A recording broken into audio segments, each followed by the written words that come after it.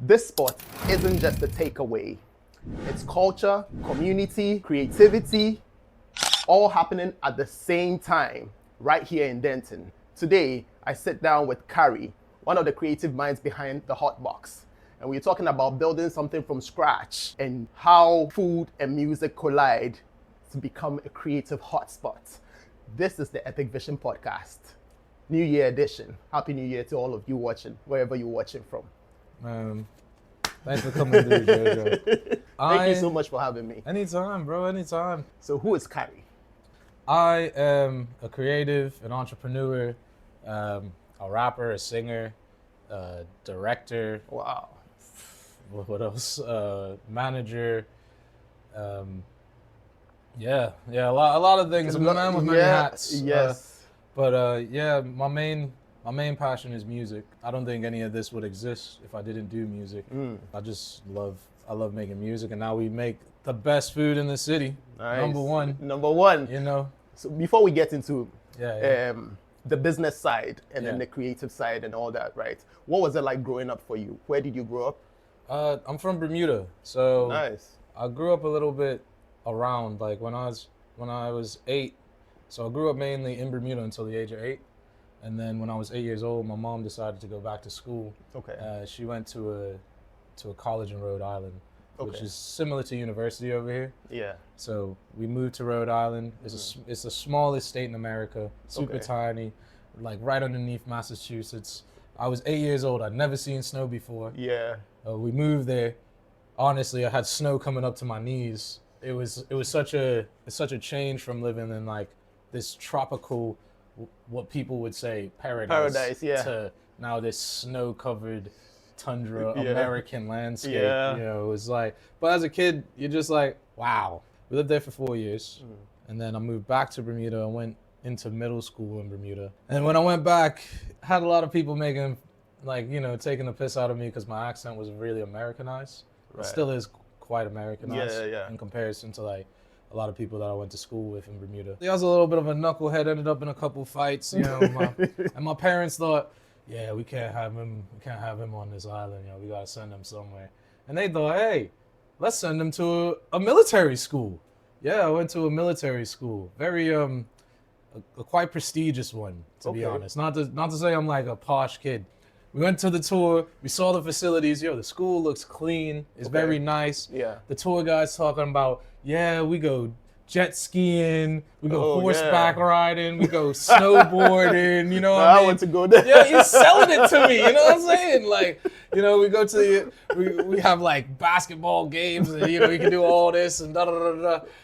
And I'm thinking, I might go, I'm down to go to this school. Anyway, fast forward, September comes, I'm enrolled now. You know, my parents it's a boarding school just an hour north of Atlanta in this small place called Gainesville, Georgia. Okay. So my parents dropped me off, you know, obviously they've left now. And everybody's in formation, you know, a turn hood. Yeah. Now the reality is setting in. Yeah, so I'm in the formation, and the first thing I ask is, when are we going jet skiing? And my commanding officer did that. Everybody, all the leadership just started laughing. I said, "Oh, I've been duped. I've been had." And I stayed there for 4 years. Yeah. I joined the band. My first year, I was playing tuba. Absolutely hated tuba. Right. Honestly, like. Was it difficult?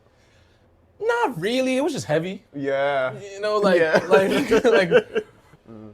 At first, I was so reluctant. I was like, I don't know if I want to play the drums. And this is like this for like 3 weeks, like back and forth. I was like, you know, it'd be nice if I got a promotion to like sergeant. It'd be nice, like, you know, maybe then, you know. So they gave me my promotion, and I ended up joining the band and playing bass drum. So I was playing bass drum number 4, which again, I got duped, yo. It was just as heavy as the tuba. But I did enjoy playing. I got to play it a lot more. They should give you a flute or something. I'm not playing flute.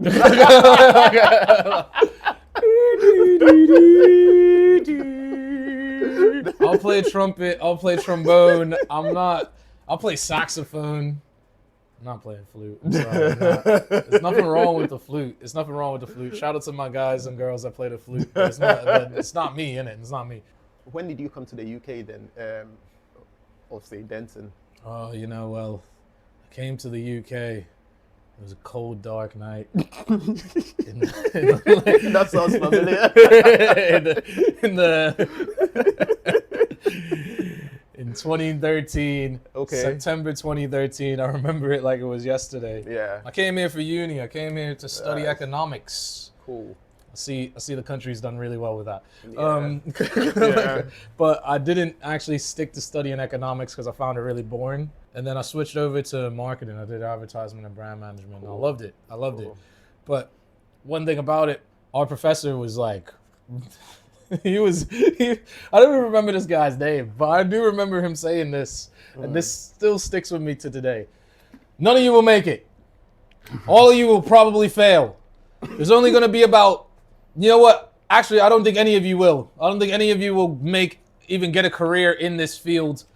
Advertisement's probably one of the most competitive fields you'll ever go into, even more competitive than some of the elite sports. And we get paid drastically less. That's a real motivation there. yo. So what was the vibe like when he said that? Oh, the room was silent. Yeah. Me, I was smiling. I was looking around like, damn, none of us. I'm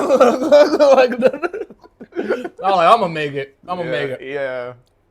I never got a job in Yeah. advertisement though, Yeah. I just had to create my own brands, which is kind of mad, but I think they're doing all right.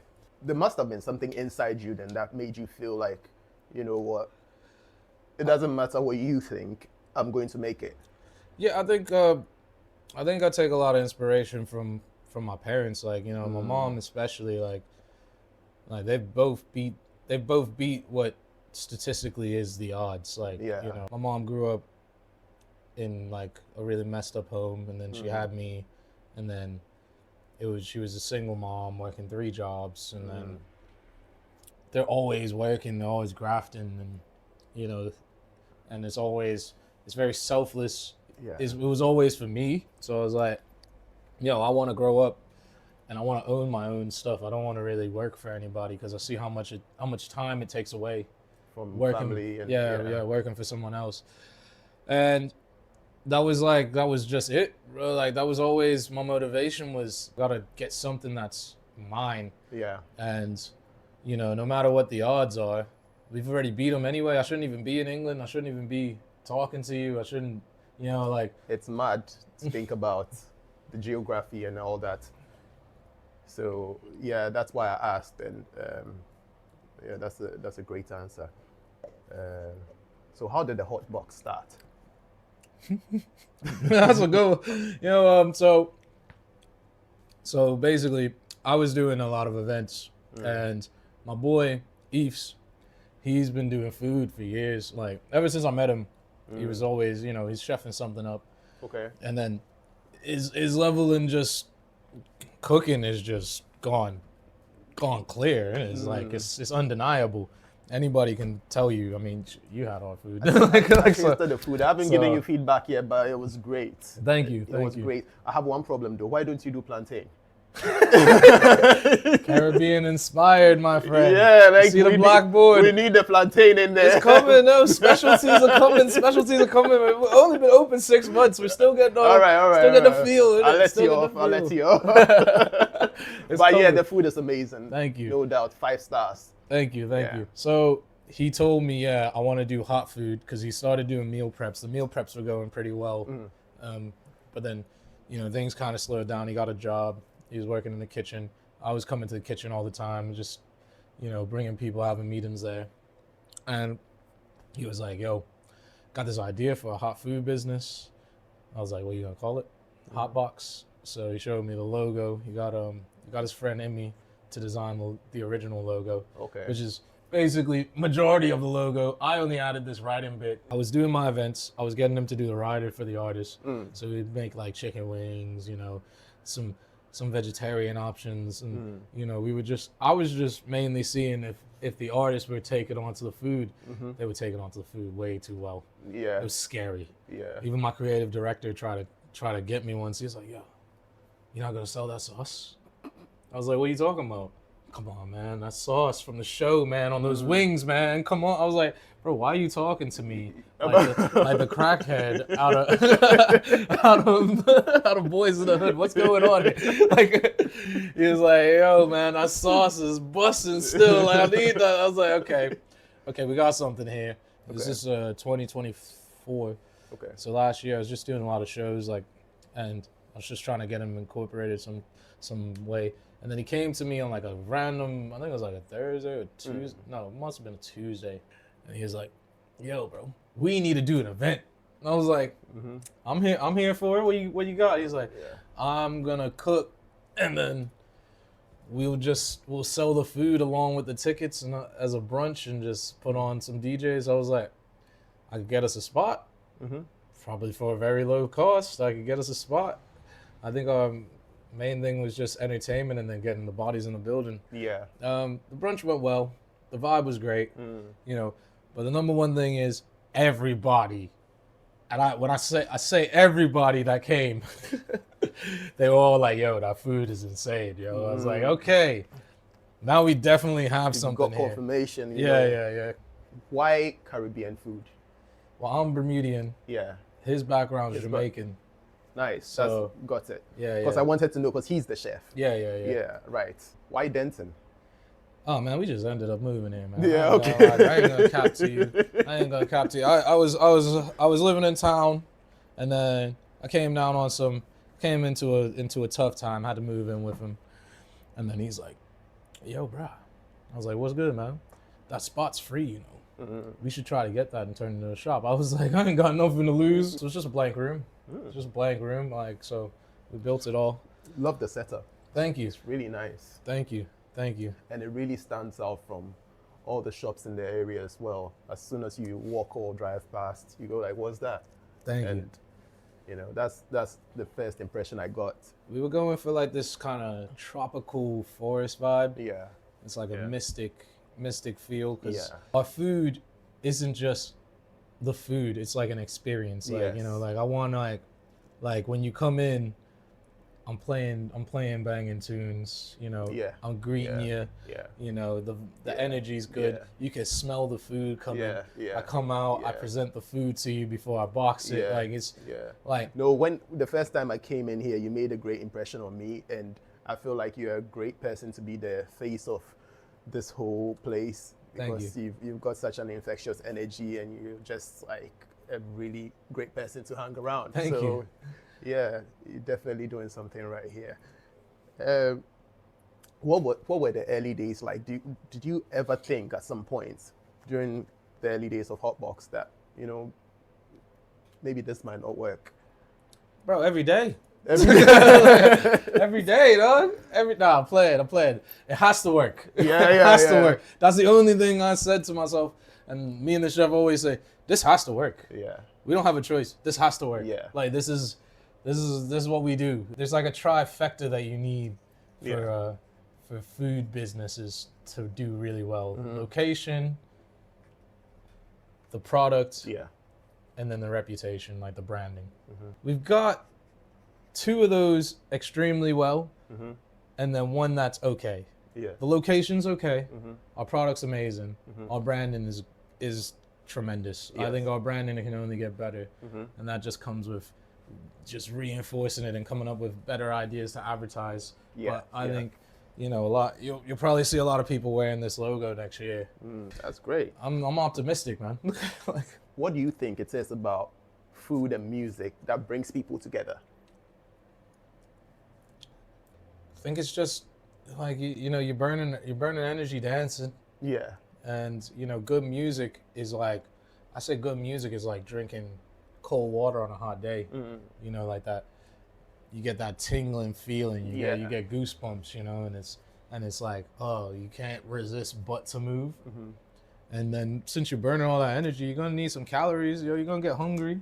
You know, why not have some good food right there, right next to where you're already having a good time? Like, it just makes sense. Yeah. Because that was one of the biggest questions I always used to get asked. Hey, is there anywhere we could go and eat after this? I said, Right, yeah. So that was the switch for you. We're like, hang on a second. We're leaving money on the table. Yeah, we should be that. We should be that. Does running a business make you think of music differently or make you create music differently? Well, I've been in the music business like properly for like 3 years now. Like properly. Yeah. Like, you know, doing events and doing shows. Yeah. So I think before I did the food business, I was already starting to like reevaluate how I was doing my music business. Okay. Like, cause I was booking artists and I was putting people on and I was booking venues and I was doing a lot of logistical things. Okay. In that business. Right. That like a lot of artists will probably never do. Never do, yeah. You know, so like even the way I was looking at like, oh yeah, oh why doesn't so and so put me on this show? And then I was like, wait a minute, why am I even? I put on better shows. I put on bigger shows. Yeah. I do better venues. I want things bigger. Why am I? So my focus went from trying to get on other people's stuff to making mine the biggest. Making your own, Yeah. right. So like it's like there's this thing with PRS, the Performance Rights Services. And if you're an artist, you should probably listen to what I'm about to say because this is how you can make some money. But you need to be charismatic and confident on stage because you need to perform to make this money. Yeah. So the Performance Rights Services is a UK association for artists. Okay. And they pay out artists royalties, maybe your streaming, your radio plays, or your performance rights. Yeah, this is easy. This is easy money to make. Yeah. Super easy money to make.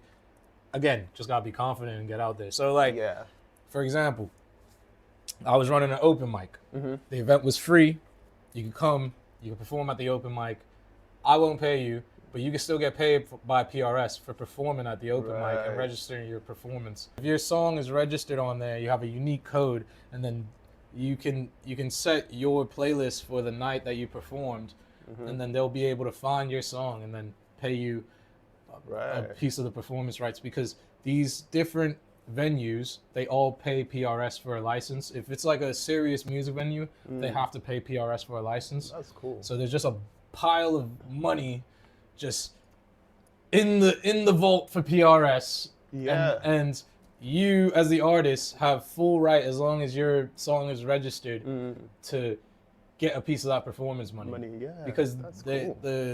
all these businesses are just paying a licensing fee each year in, year out. Yeah. And that goes for everything from like festivals to just bar performances to concert halls to, you know, if it's a certain event and you're performing outside, you can even get paid off of that. Like, you know, That's cool. it just depends. Like, But it's an easy way to make money as an artist, and I think performing's always the best. yeah.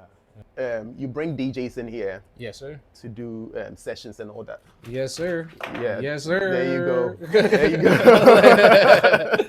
Yes, sir. Why did you start documenting these sessions on YouTube? So earlier this year, I was working with my own personal DJ, Magnum Poppin'. Shout out Magnum Poppin'. And I was like, yo, you need to build your YouTube channel. I'm gonna make you YouTube famous. I know how to do this. None of them believed me. They all thought I was crazy. And she was just going through a hard time, so I thought this would just help her get her mind off of all that. Refocus her on something else. Yeah. Because she's a talented DJ, but you know, it's just she just needs to be in that space. Like that's just what it's about. So we made a couple episodes. I think we got to episode 9, and I was just learning the algorithm, and then after doing hers, after I think it was about episode 4, that's when I started seeing first video did 2.5K, and she gained about 40 subscribers off the first video. Of the first video. By the 4th one, we were at 160 subscribers, and I was like, look, this is some serious growth in 1 month. This is actually like I think we should keep doing this, you know. So we were always watching DJ mixes in the house, and I was like, well, why don't we just do them from the shop?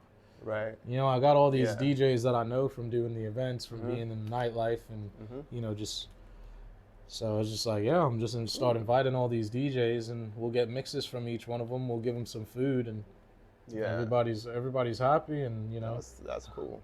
helps me build their profiles, helps us get seen more. Everybody's happy. Yeah. How important would you say it is for creatives in general to document what they do?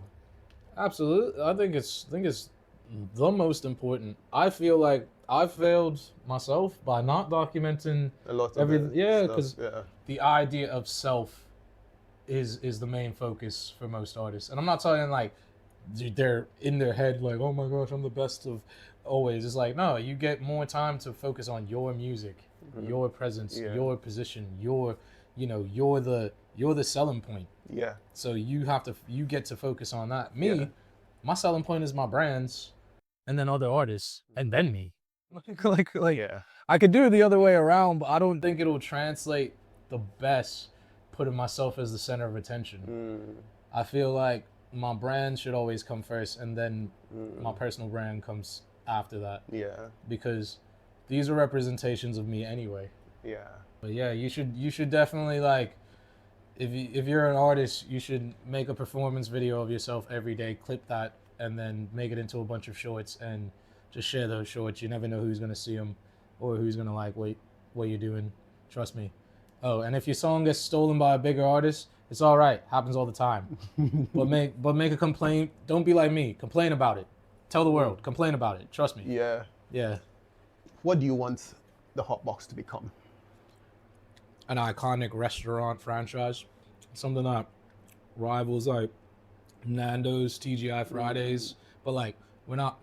I feel like we're in a very particular spot because the more we grow, the more I go about it day to day, the more I realize this isn't necessarily a takeaway. It's like the model of the business isn't really made for a takeaway. Yeah. We just are a takeaway. Yeah. We're made for so much more. Yeah, we're made for more of a seated restaurant experience. Obviously, I got my background in nightlife, so I do want to open a club as well in the future. Right. Okay. But somehow infuse the two together, so it's not like unfamiliar. Yeah. But yeah. So, what would you say success will look like for you in 5 years' time? Probably 5 sites around Manchester. Probably one in Liverpool, another one like in Birmingham, another one in Leeds. Like we take over. We basically have control of the north, and then Nice one. And then just probably looking at getting the next site international. I'm not even asked about London because it's too oversaturated. Yeah. Well, speaking about oversaturated, why do you think spaces like this matter outside the city center? Culture. I think the city center is a beautiful place. It's the heart. It's a mecca. But I think because everybody goes straight to the city, they forget about other parts of Greater Manchester. It's easy to like not know where anything is when you live in the city. Like it's easy to be in that bubble of just the city. Like, and I was in that bubble for a little bit where it was just like, oh, Deansgate, Regent Road. That's all we know. Media City. Yeah. That's as far as I go. Yeah. like you know what I mean? But I remember when I opened this place, and I'm telling all my friends, yeah, it's in Denton. Everybody's like, where's Denton? And I'm like, it's right before Hyde. So people know about Hyde, but they don't know about Denton. Even me, when I moved here, I was like, where's Denton? Where's Denton? Yeah. I get that question all the time. Like when I was doing my open mics, I was at Stage and Radio. Yeah. And a lot of people were like, where's Stage and Radio? Where's Stage and Radio? And now most of Northern Quarter, the Yancoats and the city know where Stage and Radio is. Is that because of me? Maybe, I don't know. I just did my thing in it. Like, you know, the guys are good at what they do. But yeah, I feel like, you know, when I got there wasn't many people going to the venue, and then when I left, it was very busy. So, you know, I think the job is, you know, it doesn't matter where we are. The job is to bring the people to us. So, yes. You're already connecting DJs and creatives, right? Is that intentional? I think it's very natural. I think for me, it's always been about the bigger picture. Yeah. My real life goal is to run a super festival, something on the scale of Glastonbury. And I feel like I'm headed in that direction, and it's really tough. But the more I head towards that direction, the more like I get surrounded by these people who are in a like-minded space. I think because I've got that type of flair and determination, I think I'm just blessed to keep meeting these people. Like you came through. I'll ask you, do you see yourself as a community builder? Absolutely. Yeah. Absolutely. Man's got the title king. Absolutely. Yeah. I think, it's just a very natural thing. Like I never went out of my way to like really bring people together. Yeah. I just wanted to create a space where like, I could be accepted as an artist. There wasn't a space for us, like people doing my type of music, really. Like, we go to open mics, it's a lot of acoustic artists, there's a lot of acoustic jams, and I like acoustic music. I like when people play instruments. I love that. Yeah. But, there's other artists in the city, there's singers, there's rappers, there's people who do different genres of music. I think they need a space to also be to be appreciated and to be seen. So like when I was going out at first and I was just doing my own thing, I noticed every open mic, people would just be sat there like this. Yeah. Show me respect. Reason why I'm here to annihilate you rejects. Step number 1, see your vision and stay focused. Step number 2, do your paperwork and own it. Step number 3, get your money and you'll prosper. Step number 4, make sure all the homies with you. Step number 5, let this lifestyle grip you. A lot of niggas fold, they don't see the bigger picture. And if I show you love, and I give you my heart, would you say you're mine? Can you heal the scars and make things fine? Girl, if I show you love, would you say you're mine?